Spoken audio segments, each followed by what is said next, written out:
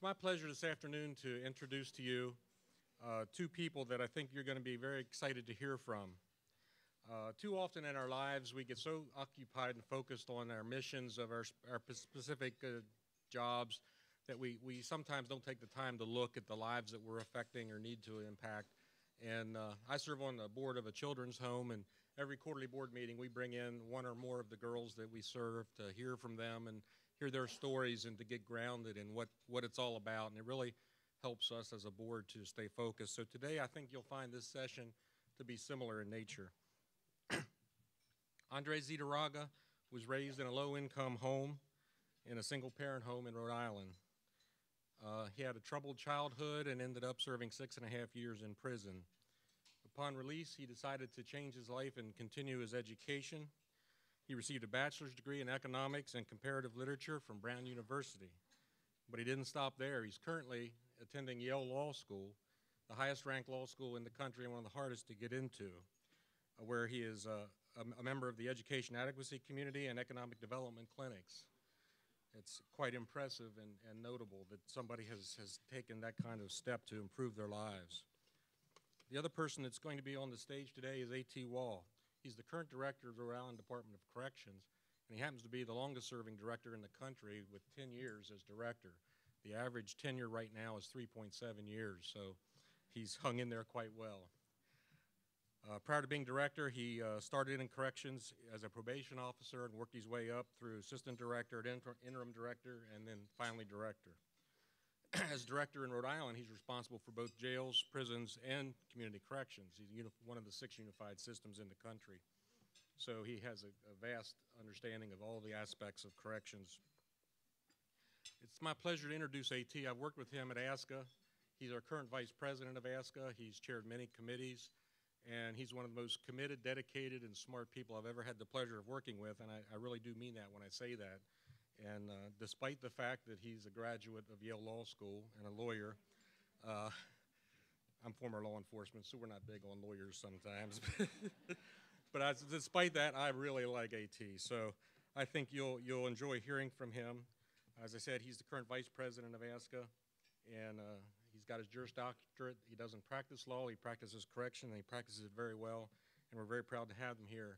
I do want to also point out that they have never presented together or discussed the issues you're about to hear them discuss, so this is really going to be right off the cuff, but I think it'll make it much more interesting and effective. So with that, I ask A.T. and Andres to take the stage.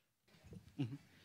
So I want to thank Council of State Governors for inviting me here today. Mike Thompson and his staff invited me for the first one that had to be canceled, and then they called me back, and I had to ask permission from work to get here. So I also want to thank Florida Legal Services for allowing me to take the day off.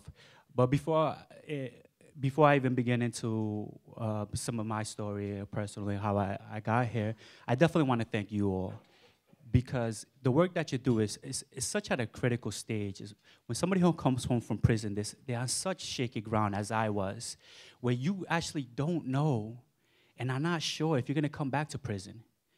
And the work, and specifically for me, the Family Life Center, and thank you so much. We have Sol and Ron represent the Family Life Center, who's actually now opened doors. They really took me in and provided such a great support system.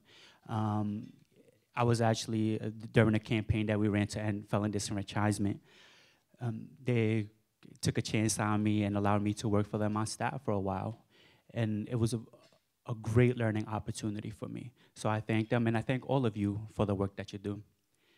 About 6 years ago, in June 2004, I was released after serving 6 years and 4 months. Around the same time, I was released with 2 other individuals that are very close friends of mine.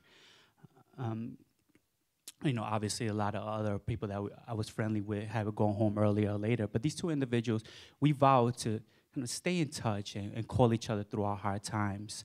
And I had spoken about, while I was in prison, I want to go to school. This is how I want to live my path. The other 2 had their own plans, and we would share them and talk to them. One of them is a friend, his name is Nick. And I really admire Nick. He came home And he didn't have a great support system, but as far as family went. But his girlfriend was around, and they started to live together.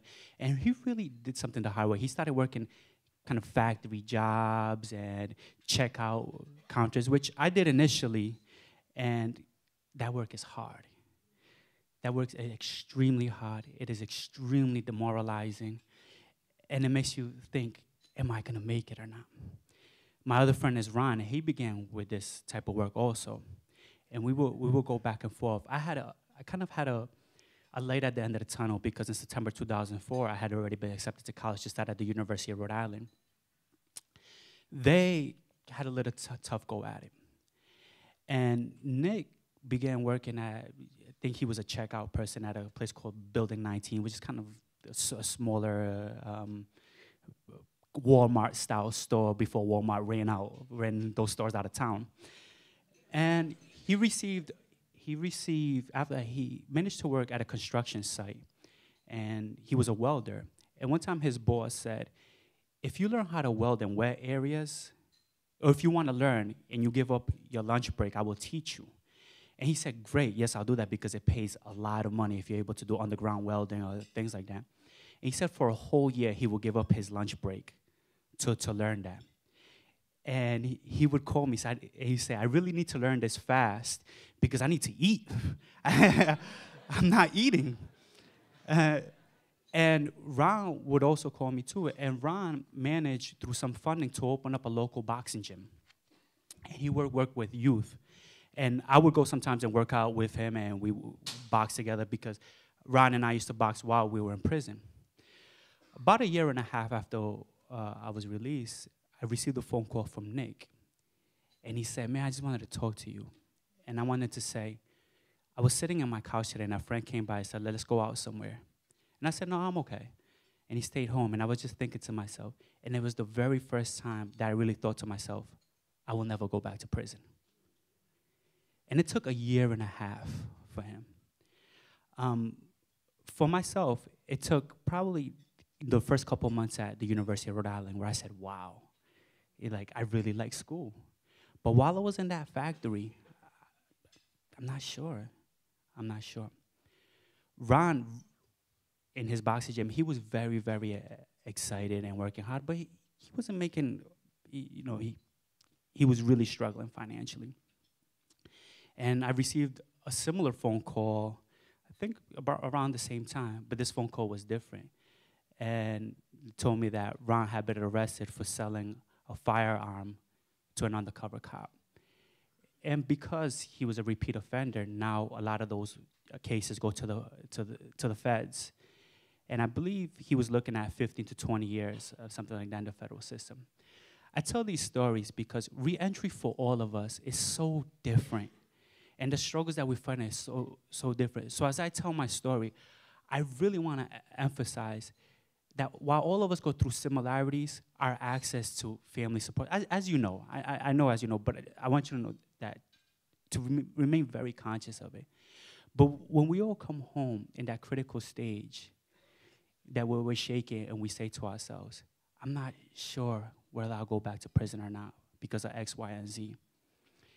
That's the critical work you're engaged in. If we could get to that year and a half later when Nick or whoever you're working with calls you back and said, for the first time in my life, I could actually say, I will not go back to prison. And it's a good place.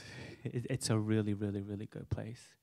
Just to give you a little bit of background on myself and leading up to how I met A.T. Wall, how I got in touch with the Family Life Center.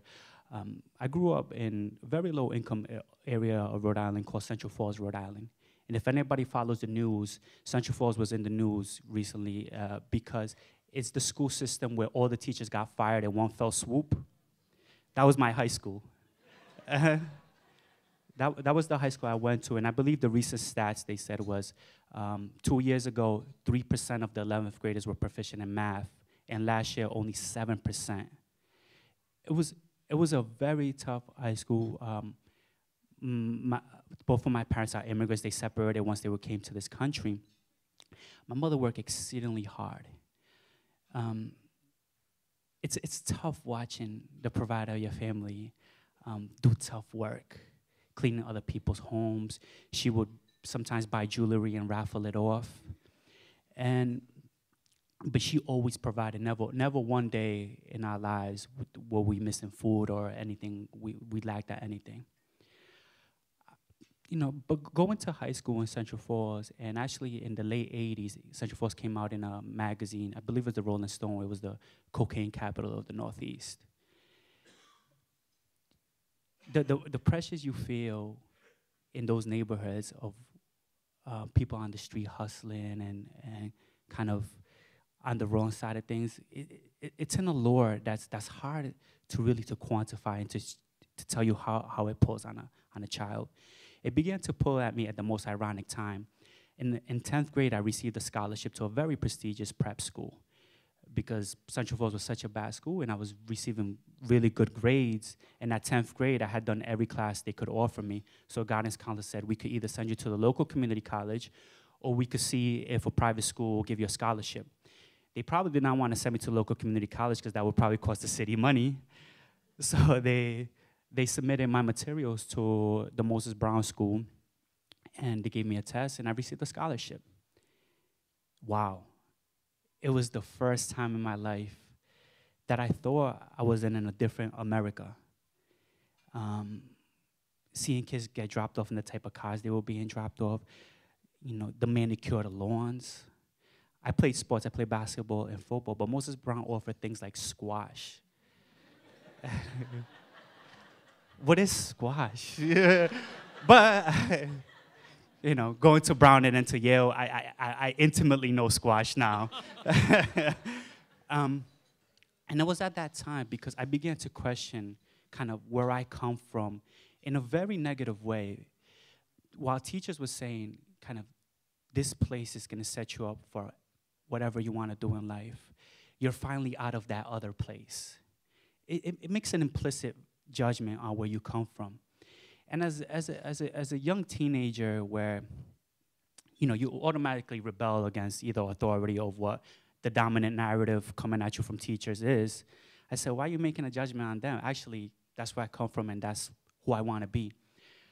I started retreating deeper into what that meant without realizing or seeing the destructive powers of what it is sometimes. And I got involved in drugs. I remember very first time it was, I ran a small errand for an older gentleman, and I made, I think, like $60. You couldn't tell me anything. I was rich. I had $60 in my pocket. My mother struggled to give me about $2 a day for lunch money. It was a rush. And little by little, and this older gentleman sought me out for that errand. He approached me, and because he knew me from the neighborhood. But after that, I started seeking out those errands, and I started questioning, like, well, how is it that you do get this type of money, this, that, and little by little, I fell into selling drugs. And in 12th grade, I basically dropped out of high school. I took a week off and was not going to go back, and it was my mother sitting me down and say, please graduate. Please at least do that for me. And I said, okay, but I'm not going to college. And I graduated, and then I became a full-time street kid. And all that means, which is hustling, making money through many different ways. I did not graduate from Moses Brown. I ended up dropping out of Moses Brown and going to another local public high school called Shea High School. And when I went to transfer in from Moses Brown into Shea, the admissions people were shocked. Why would you leave? Why are you coming back to this school? You should be trying to go the other way. But this is my neighborhood. This is where I wanted to be. And after I did graduate from Shea, and I graduated with very good grades. I always was very disciplined in what I do. I think it was a remnant of seeing my mother work extremely, extremely hard. My mother on weekends would give us a little dish rag, and with that dish rag, we would clean the floor, me and my brother. And we would say, why are you making us clean the floor with the dish rag? And she, get a mop. And she said, I don't need a mop, I have you two. And I think it was, it was that discipline. And I get to speak to a lot of high school kids. And I don't think places at Brown or at Yale that those students or kids are different than any other students or kids from our neighborhoods. They breathe the same air. Maybe the first time I was at Brown, I wanted to touch one just to see, like if they felt different or something. But they don't. They have a sense of discipline. They have there's many advantages. But what I took from him, I saw kind of the sense of consistency and discipline in their work. Now, when I go back to high school, I say, you give me the consistency and discipline, everything falls into place. Well, many things fall into place. Like I was saying earlier, after high school, I was a street kid, and I spent about 2.5 years on the street. And in February of 1998, I was arrested for drugs and for possession of a firearm, which was in a home. It wasn't on me, but it was in a home, and I was charged with it. And I received a 14-year sentence. That 14-year sentence, I spent 6 years and 4 months in prison and was released on parole. Many things happen in prison, and I could get into that a little bit as we go through the conversation. But I want to focus on kind of coming home and the reentry part. When I came home, I was really set on pursuing my education. I secured an acceptance letter from the University of Rhode Island. One of the most fortunate things that happened to me was getting linked up with Open Doors. I had a friend who worked at the public defender's office, and he told me that Open Doors was engaging in a voting rights campaign to end felony disfranchisement.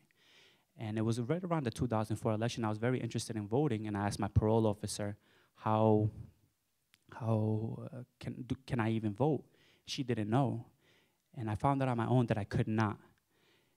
So when I told my friend, we were close friends, he's an investigator at the public defender's office. And he said, there's an organization doing work around this. And actually, my number was given to Sol, or I received her number. And we got on the phone, hit it off, and I started volunteering. Volunteering in your community and being able to impact people is so powerful. It is so motivating.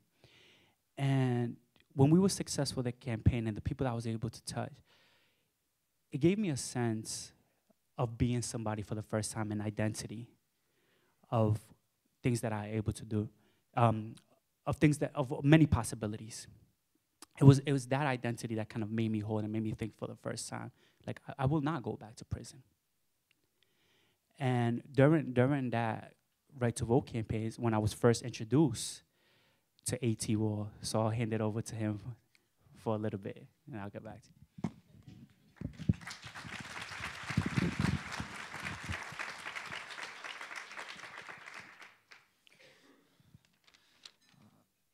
Andres applied to college from behind prison walls. And in fact, in order to attend the University of Rhode Island, he had to be paroled by the parole board. And the parole board's not easy, as many of you know. The first time they turned him down. And then the second time, when he had a letter of acceptance in his hand, they decided to parole him. And that would have been in the fall of 2004. But I was paroled in June 2004. Right. And that's when you did the factory work until you started at URI. In the spring of 2005, Open Doors had a retreat for its board members and for other people who were connected to the organization. And as Director of Corrections, I was invited to come to the reception after that retreat. I did, and as you know, at a reception, you kind of randomly meet the other people there. It's a kind of cocktail party. And so one of the people I talked to, along with others, turned out to be Andres Ydiraga. And he told me that he was attending the University of Rhode Island. That got my attention, because in our system, 71% of our inmates do not have GEDs. So I thought that's very interesting, especially for somebody who had been paroled less than a year before. Then he told me that he, with the encouragement of his professors at URI, he had applied to and been accepted by Brown University as a transfer student for his sophomore year, Brown University being an Ivy League institution in the state of Rhode Island. In fact, Marshall Clement, who's back there, wrote one of his letters of recommendation, and apparently it was a good one, Marshall being with CSG. In any event, that really got my attention because as director of corrections, I am basically the superintendent of schools for the district known as the prison system. And that means that every spring, I ride circuit among the prisons going to graduation ceremonies. And I use the term loosely because really no more than 2 or 3 people actually get their GED. These are ceremonies that recognize people who are attempting to work through it, English as a second language, adult basic education, that kind of work. And we recognize everybody who's made any kind of progress, completing treatment programs and so forth. But I thought to myself, I would like to tell them about Andres at this year's graduation because this is somebody who, at the time of graduation last year, was still an inmate in custody, had been in 4 separate institutions. He would be known by a lot of the people attending that ceremony. So I asked Andres, can I sit down with you sometime and talk about your story so that I can present it at the 2005 graduations? And Andres said yes, and I remember that first meeting. I don't know if you do, but you were a little wary. I mean, I was the director of corrections. You were a parolee. I had been your keeper. I was trying to hide so anybody that knew me in the neighborhood wouldn't see that I was meeting with him. But I did get enough out of you that I could speak at the graduations. And at the conclusion of that lunch, Andres made a request. He said, if I graduate from Brown University, I would really like to address the inmate graduations myself. I would like to be able to come back so that they can hear me, my voice, see me, and I can see and be with them. And I said, well, it's early yet. Let's see what happens in the next 3 years. I will tell you this, that when I presented Andres' story, I was struck by the following. Having presented at many of these graduations over the years, I have never had a more rapt audience. I was looking out, nobody yawned, nobody's eyes wandered, everybody was paying attention. And that's when I realized it's because this story has an authenticity that I will never be able to bring. In any event, following that, Andres went off to Brown. And I admit that I was concerned on his behalf. Reintegration is difficult when you're an institutionalized offender, and a year is not a long time. I think Andres will say he still felt a certain vulnerability. And the fact is that I've seen people who were overwhelmed and ultimately crushed by their high hopes and the aspirations of other people for them. And URI was stretch enough, but Brown was a different story altogether. And he was released from prison a year earlier, an older student, so out of the mainstream, going to be living off campus. It's a quantum leap. And I wondered how this was going to work out. We were in touch in passing over the next couple of years, a couple of times. Once I saw him at a Right to Vote event at Open Doors. Another time, I was out jogging, and who jogged past me in the other direction but Andres Ydiraga. That was a powerful reminder that everyone who goes to prison comes home again. But beyond that, the contact was really very sporadic until the summer after your junior year. So I'm accepted at Brown, and shortly after my acceptance, I received a letter from one of my closest friends. He went to prison at 17 years old, and he's in maximum security. I spent 3 years with him. I spent 3 years in maximum security. And he's doing a very long time. I believe his sentence is 100 years. I received this letter from him. I open it, and it says, oh, I heard you got accepted to Brown University. You must think you're a big shot. You must think, you know, the world of yourself, blah, blah, blah. And he's going on for a little while. And then he says, I was in the cell next to you. I don't think you did anything special day in, day out. I just watch you. I can't think of anything special that you did. And it is because you did not do anything special out of this world that I think I can do something for myself too. Because it was so routine, the things that I did. It is just getting up. I mean, it took a while, and we could get into when I really started thinking about education, which wasn't, it took me about 2 or 3 years in. For those 2 or 3 years, I was just a regular inmate, lifting weights, playing sports, playing cards, etc. Then I discovered the prison library, became a GED tutor, which was very powerful for me. The point is, and him saying that is such the absolute truth. There was so many people in prison that were much smarter than I. I know a young gentleman when we were in maximum security who was kind of the jailhouse lawyer. He was young, and one of his briefs made it to the First Circuit Court of Appeals. And I used to see him late night with hundreds of papers laid out. And I'm like, my Lord, what is he up to? But there was a lot more people, much smarter than I.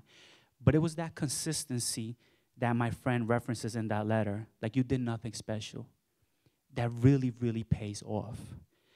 And it was a very emotional letter for me, and I actually have it in my wallet. I have that with another note from my mom during a hard time. That keeps me thinking like almost like this too shall pass, and as long as in the midst of the storm I do what needs to be done for that day, I will never, like the reward, maybe I can't even imagine what it will be right now, but it's there. When I was in prison, there was just no way that I would ever have predicted that I would be here. I'd be at Yale Law School, that I get to engage in the work that I do.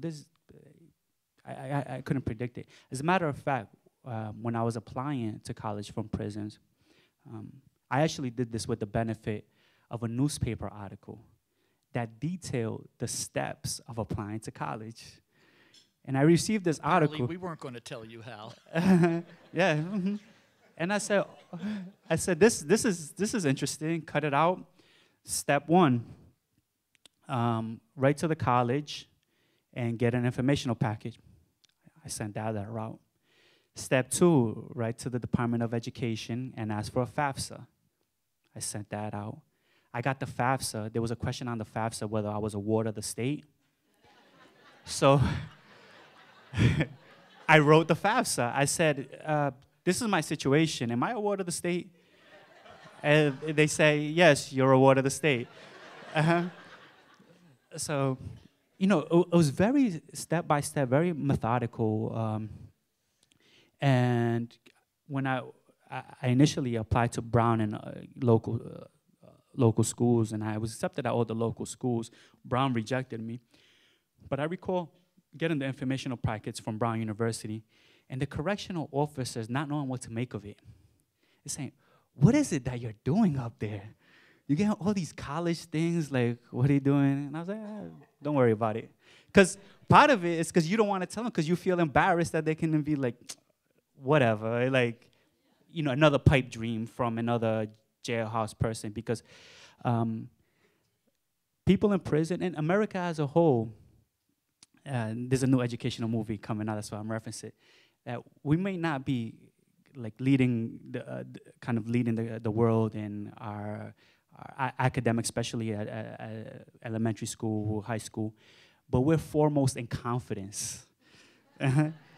And I didn't want to tell them I was trying to apply to Brown because this is going to be like another overconfident pipe dream from a kid, whatever. So I definitely kept that close to the vest that I was applying to schools. My time at Brown was phenomenal. My time at Brown was phenomenal. It gave me confidence that I could, compete with these students. And but it's also melancholic in the way where I said, I know so many other people that can also compete that don't have this opportunity. And this may sound like a pipe dream. I know we're dealing with the stretch community, and like I said earlier, I know that reentry and childhoods look extremely different for many people. Even though I was extremely low income and struggled, my mother was there unbelievably so. But I do believe in that potential because, high income suburban white America does not have a monopoly on intelligence. And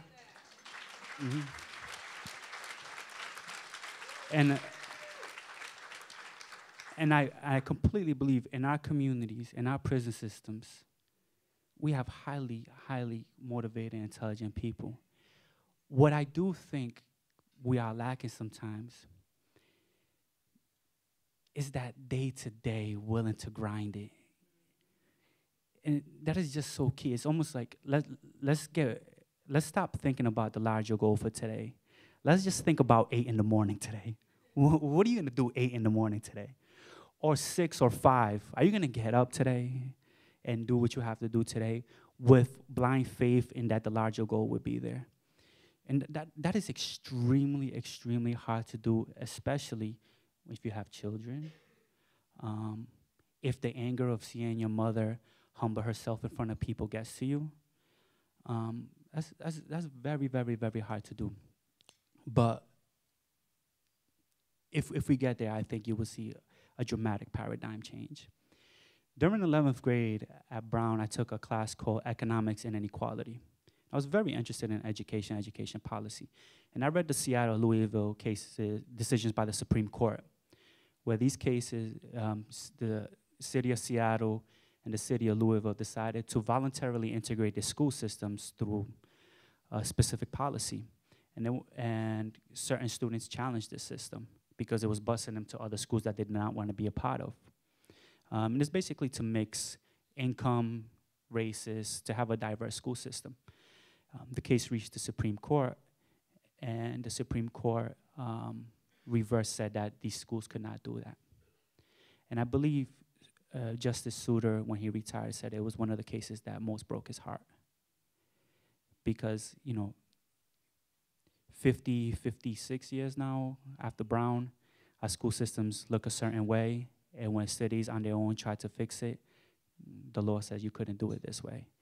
And it was a 5-4, it was a contested decision, so it wasn't clear cut which way the law went. And that case really bothered me. It really, really bothered me, because at the same time I was reading that case, I was reading about educational policy, and I also read some popular material, and I read Thomas Friedman, several of his books, Lexus and the Olive Tree, The World is Flat. And my takeaway points from those books is basically he's ringing an alarm bell to affluent America, highly educated America, that says if you don't get your act together, you're gonna lose this race to South Korea, China, India, because they are not playing when it comes to getting their education. They are not playing when it comes to integrating into globalization. But when I read this book, my takeaway point was like, if affluent America could be losers, what does that say about blacks, Latinos, low-income people? And I said, my God. And then we have these two cities that are trying to do something with their school system to do something about it, and the Supreme Court says no. And it just made me interested in the law. And during that summer, when I started thinking about going to law school and preparing for the standardized test you have to take and the applications, I reached out to A.T. Wolf for his advice.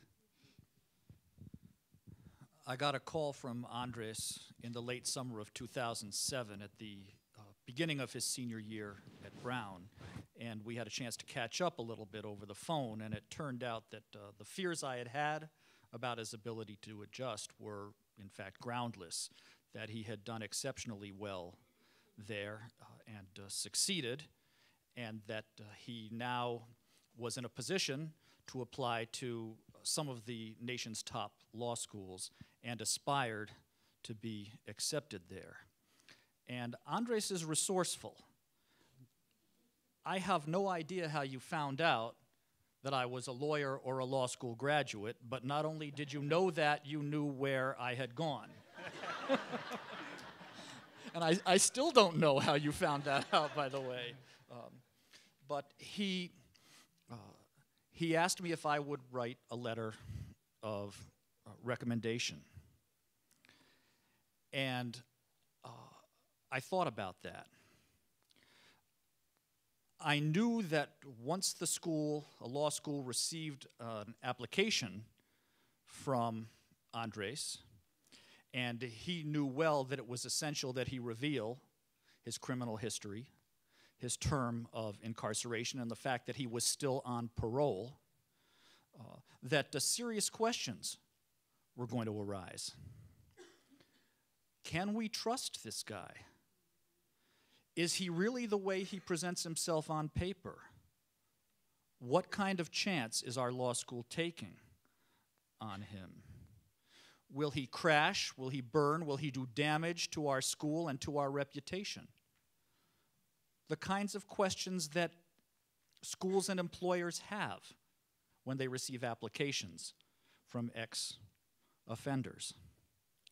I also knew that as a career corrections professional myself, the person who had been director of the department where he had served 6.5 years in 4 different prisons, someone with complete access to his criminal history and institutional file, and someone who also happened to be a law school graduate and a lawyer myself, that I would be uniquely qualified to address those questions.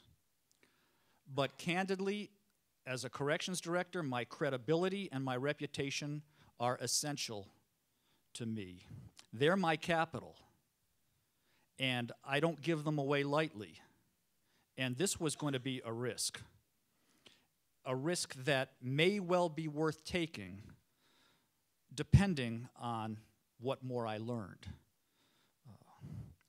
So I told Andres that I would consider writing the letter, but that first we had to have some deep and probing conversations. I told him that I needed to know the answers to a lot of very difficult questions, that I was going to vet him and grill him, and that I was going to verify what he told me. In other words, I wasn't making it easy. And so we did meet a couple of times, and at the end of it, I was impressed. I was impressed by his candor. I was satisfied that he was completely honest, even when it was painful, even when it hurt. I was satisfied that he certainly had the talent and the drive to succeed at a top law school, and that he also had the character and personality. And I agreed to write the recommendation, with a special one to Yale Law School, because Andres made it clear that that was emerging as his first choice, and I recognized that I had cards I could play there as an alumnus. So there was one that went to other law schools and another one that was specific to Yale Law. Later in the fall, after I had sent those letters, Andres got back in touch, and he wanted to fill me in on how the admissions process was going. He said that some deans of some of the law schools he had applied to came to visit Brown University to talk about their law schools, and that one of them was, in fact, the dean of Yale Law. That he spoke with her afterwards and felt comfortable with her, and that he had emailed her following that and just thanked her for her time, and that she in turn had emailed him back and said, if I can be of assistance to you in how to negotiate the law school admissions process, you're welcome to stay in touch. And that created an opening. The opening, of course, was only, I will help you negotiate the law school admissions process, which could have suggested so that you can get in somewhere else. But it was an opening. And at that point, we decided to seize that opening.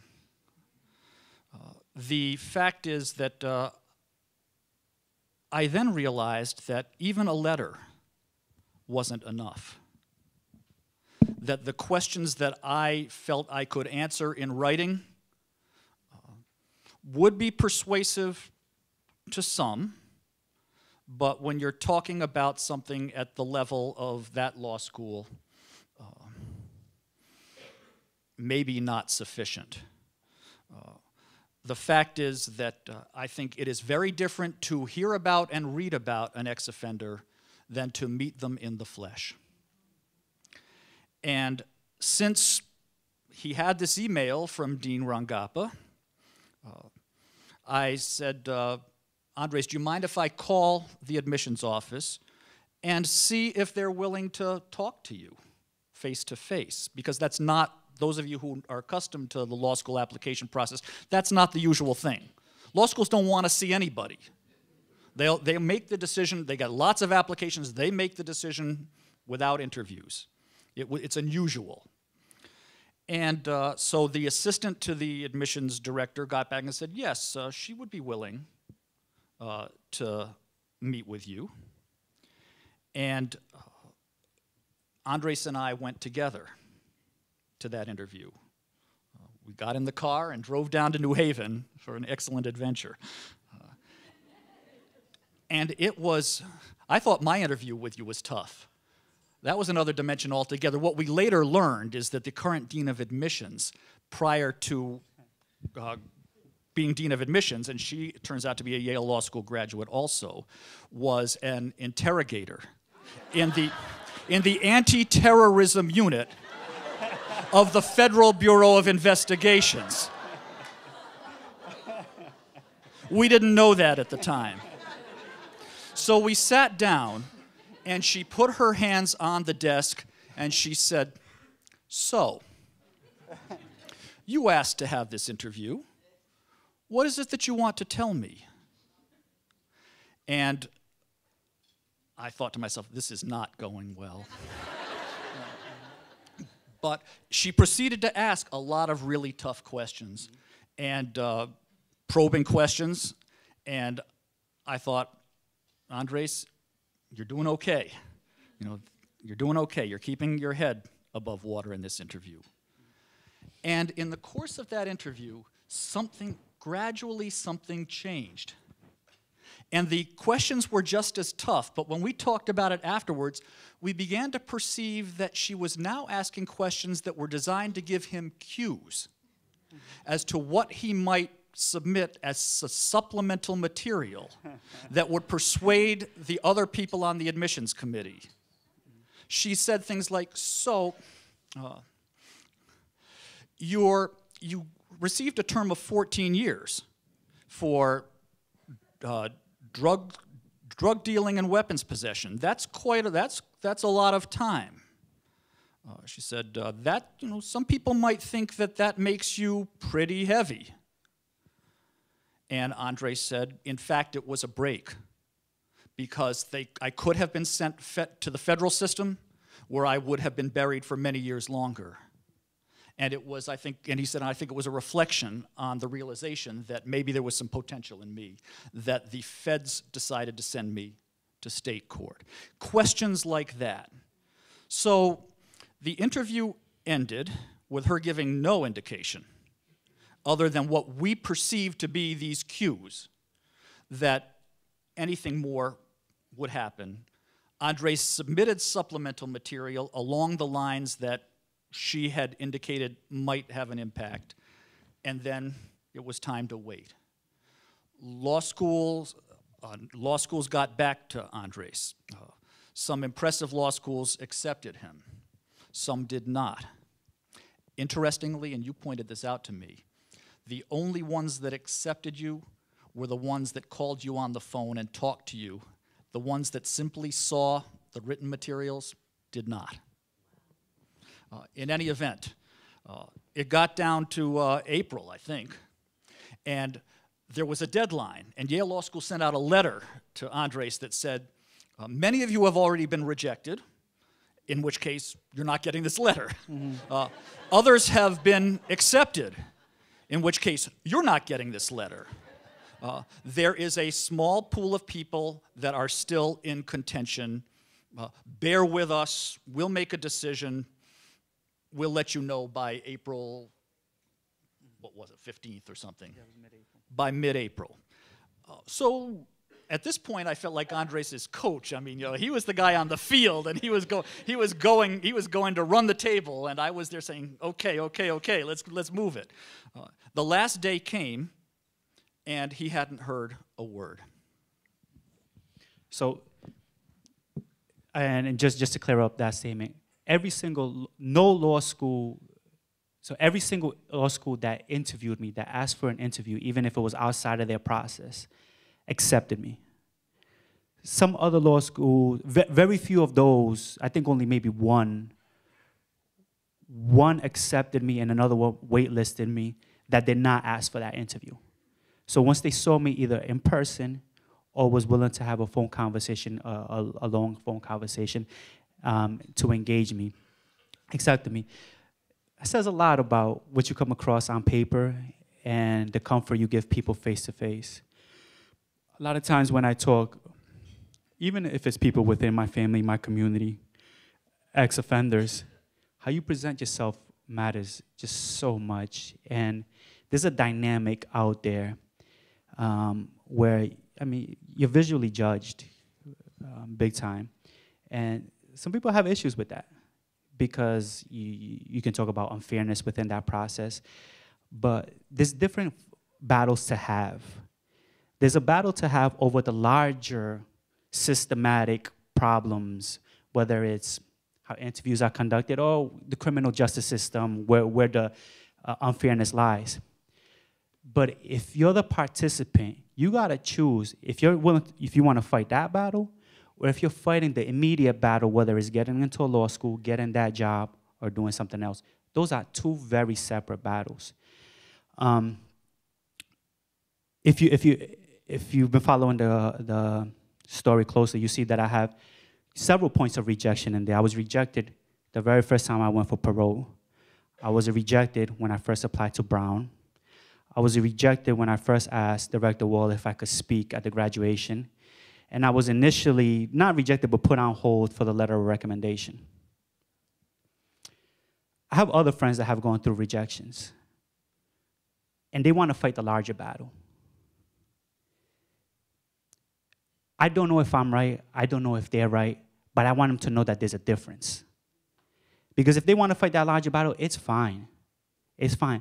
But know that that larger battle comes consequences. It comes with rewards also, if you're able to win something. So it's there. Personally, my family still struggles. I mean, my family still struggles big time. I'm the first to graduate high school, to go on to college. If I don't institutionalize what that process looks like, this is all for nothing. No matter how many people hear me speak or whatever, if one of my sons, nephews, cousins doesn't go on to college, it's really not worth it to me. So I was fighting a different battle through all these processes, and I handled myself accordingly to that. I just had a friend, that friend that I referenced that wrote that brief that made it to the First Circuit. He was recently applying to law school, and he sent me his essay.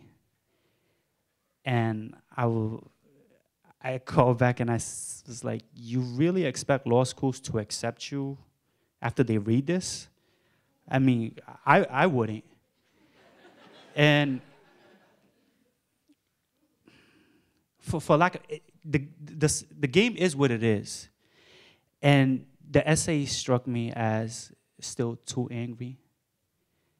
And you can't be angry, so don't get me wrong. There's a lot of things to be angry about. But the first thing I asked him, I said, what is your goal here? Is your goal to get into law school? Or is your goal to tell the law school people that their process sucks? Yeah. And this kid is brilliant. And he's very stubborn. So even telling him something like this is a risk because his initial reaction is to fight back, to push back against you. So I told him that in the most delicate way that I knew how. And about 2 days later, he wrote me an email. He said, "Thank you so much." He said, "I completely retailored, or at least I considered it." He said he retailored it, but he never sent me back the second edit. So I don't know what battle he's fighting. And he also went through Open Doors, and we have another gentleman at Open Doors that was the prison time that just got accepted to a law school. I brought him to Yale to sitting on a class. Hopefully that encouraged him, didn't turn him off away from law school, but he's taking the plunge. My point, and also, so there's two things going on there. It's very important to know which battle you're fighting, but it's also handling rejection is key. You're gonna be rejected a 1,000 times. When I came home from prison, I applied to work at a car wash place. They rejected me. My aunt worked at a factory, and she got me a job. The factory scared me because these are the factories where immigrants come to do work. These are the no joke. You're there at 5 in the morning, you leave at 4 or 5. A bell rings, so you could take your 5-minute break every 3-4 hours. But I needed a job. Parole was on me to say, I know you start school in September, that's a beautiful thing, but you need a job. In the meantime, June, July, and August. Let me see. So the rejection. So now, and then going through the law school process, I suffered some rejections, some beautiful acceptances, and I got into, the most wonderful place you can go to law school at. So law school itself is not wonderful, but if you're gonna go to law school, this is a good place. And even then, I remember receiving a phone call from the Dean of Admissions that's saying, "Andres, we think we're gonna accept you." I was like, okay. This was the phone call on the afternoon of the last day that the law school was going to make decisions. Mm-hmm. So he said, we think we're gonna accept you. I think I have good news for you. So I'm kind of shaking. I was shaking and said, your admissions is contingent upon a phone call you can have with the dean, the big dean. And our dean is very prominent. He serves as legal advisor for Hillary Clinton's Department of State right now. And he said he's gonna call you soon, and he's gonna have his own questions for you. And depending on that call, you'll be accepted or not. So this was at 11 in the morning, and she said he'll call me by 5 p.m. This is horrible. I have 6 hours of nothing to think about but what this call is gonna look like. Should I be studying something for this call? I really want this call to go well.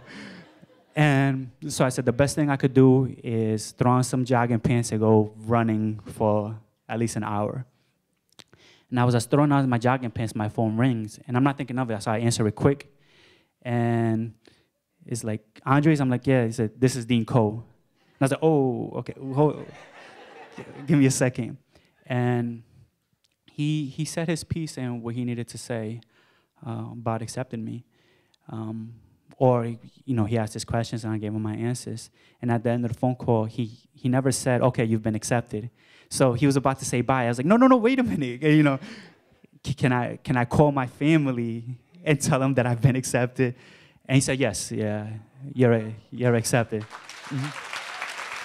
Mm-hmm.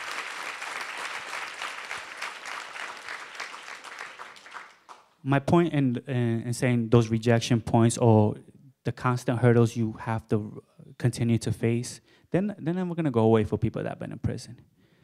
As a Yale Law School student, they don't go away to this day. For other people, it has to be phenomenally harder because they can't draw on the resources that I can draw from. Resources that I've been able to build up over the last 4 or 5 years. At the same time, and this is a fine line between handling, because sometimes you feel that when you handle rejection well, like myself, I said, I'm just gonna handle it well. Other people feel like there's some type of measure of disrespect going on there that they don't take well to. They say they didn't even look past the checkbox felony thing. And it's true. Many times they don't look past that. But you have to find the kind of the go around that. You have to talk to organizations that know how to work with felons in the application process for what have you to give you advice. And as people that come up from Reach, they have to heed that advice very well. Other times, you will find a person that's on the fence about you. And your presentation is critical. The Dean of Admissions at Yale Law School, completely on the fence about me. Because I had received that scholarship to a private school for 1 year in my life, one of the first questions she also asked was, you've had a second chance at life. What do you want from us? So when I tell certain people, certain people say, oh, I'll tell my friends, and they say, that's a messed up question. I said, no, that's a good question. It gives me the chance to tell her how bad I want this. And you have to weed out the people that don't want it that bad. And at the same time, even people that want it real bad maybe don't know how to handle it. You people are the ones that give them the skills to handle that moment of rejection. Because there's going to be a lot of those. I get to Yale Law School, and you feel like you're in the Harry Potter school. I don't know, Hogwarts, is it? I actually brought my 9-year-old nephew to Yale Law School.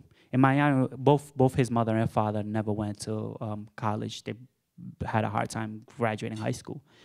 And I used to bother him at 8, 9, and say, hey, what college are you gonna go to? Because you start changing the dynamic in your family, how you speak with the children. And they're like, stop bothering me about college. Oh, you're a nerd. Like, leave me alone. And then he went to the Brown graduation, and then he went to Yale Law School. He looked around. He's the one that said, wow. He's like, you go to Harry Potter school. And then because he saw what the Brown graduation was like, I used to ask him, what college are you going to now? He said, Brown.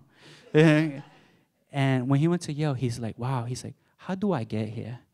And I say, you always have to get the best grades in your class. He said, I'm already that. What else do I have to do? It changes the dynamic constantly. Those were the battles that I was trying to fight when I'm being rejected. At Yale Law School on Mondays, I would have torts in the morning where Professor Guido Calabrese, who sits on the Second Circuit Court of Appeals, one of the most preeminent jurists in the history of law. Right after torts, I used to have to go see my parole officer. Let me tell you how unbalancing this is. You're at this, you're sitting next to like a Rhodes Scholar and a person who was chief of staff for Karl Rove, other people from eminent families, brilliant people. And then you go into another world very quickly. And it's interesting. I kind of always wanted to bring a person from my parole to my class and a person from my class to parole. Just to be like, what do you make of this? Because it was tough for me. It was a little unbalancing, but I've managed to deal with it. Looking for jobs, even with a Yale Law School degree, has been interesting. A lot of people are concerned about what my past looks like. A lot of people ask for a lot of supplemental material. I always very cordial, because if I'm sitting on the other side, even with my record, not saying that I was not even if I was a normal citizen without a record, even with a record, if I'm ever positioned to hire somebody with a record, there's a part of me that I would want for them to show me how much they want it. I don't know if that's good or bad, putting people through hoops. Or maybe that's the way I justify it, so I don't feel bad about kind of having to always relive my past in a conversation. Because that also, there's an ambivalent feeling. Because at a certain point, you get, I'm tired of talking about this. I am a different person now. Like, I'm just, when is this going to go away? It doesn't. It just doesn't.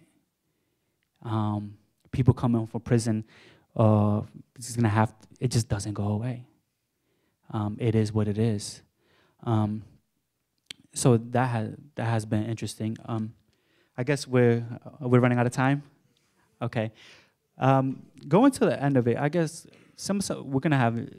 I wish we'd have had some time for questions and answers, but my story is just one of many. Is one of many.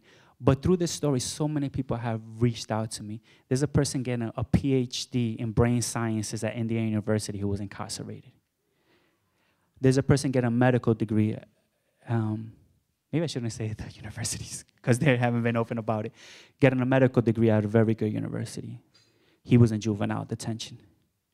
There's a person that came home from prison, got an accounting degree, and he said all throughout it, he was told that he will never be able to work in that profession. Not only does he work in that profession, he works for the government in that profession. And there's Nick, who's welding and pulling close to 6 figures, who called me the other day and said, I'm getting married. Do you want to come to my marriage? But I could graduate from Yale, and if I'm working at Florida Legal Services, and this type of work pays about $45,000 at the high end. Nick is about to make 6 figures. So I don't know. I don't know if my choice was the right choice. But there's a lot of ways. When I was in prison, I actually got my electrician's. I took all the courses to get my electrician's license. The day of the test, I did not show up, but I could have gotten my electrician's license if I showed up. And I looked at job offers, they start at $25,000 an hour. I was willing, when I came home, I didn't know Brown or Yale was gonna be my future, but I was willing to be an electrician if I had to. And so my story is just one of many, but the support you provide in those bridge moments is so key. I mean, the person going to law school next year, throughout his application process, he's reached out to me, and what do you think of my essay? This, that. So you provide kind of a key point where we, ex-felons, could speak to each other and could speak to y'all. So I thank you so much for the work that you do.